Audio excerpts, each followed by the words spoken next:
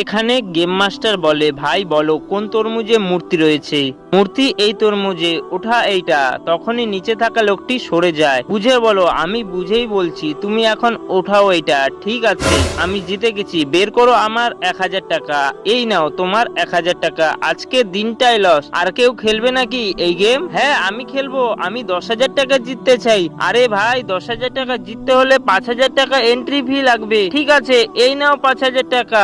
আব্বে সবকিছু প্ল্যান অনুযায়ী চলছে, একটু পরে সব টাকা আমার পকেটে চলে আসবে। এবার বলো মূর্তি কোন তরমুজে রয়েছে? মূর্তি তো এই তরমুজে, উঠাও এটা। দাঁড়ান ভাই সাহেব, আপনি ভুল বলছেন, মূর্তি এখানে না, মূর্তি এই তরমুজে। ও ভাই সাহেব, আমাকে খেলতে দাও, টাকা আমার, আপনার নয়।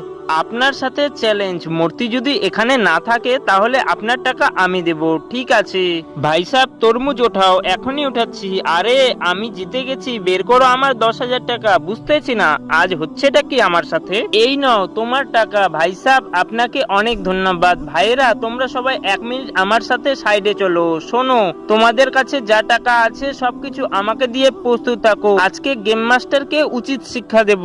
আরে ভাইজান তো ঠিক কথাই বলছে। এই নাও 50,000, এই নাও 30,000, এই নাও 15,000, আর আমার 30,000। চলো সবাই। প্রিয় দর্শক, মোট কত টাকা হলো? এই নাও ভাই সাহেব, আমরা এই সব টাকা গেমে লাগাবো। আচ্ছা ঠিক আছে, ওদিকে ঘুরে দাঁড়াও। এদিকে গেম মাস্টার বলে, চল ভাগ এখান থেকে।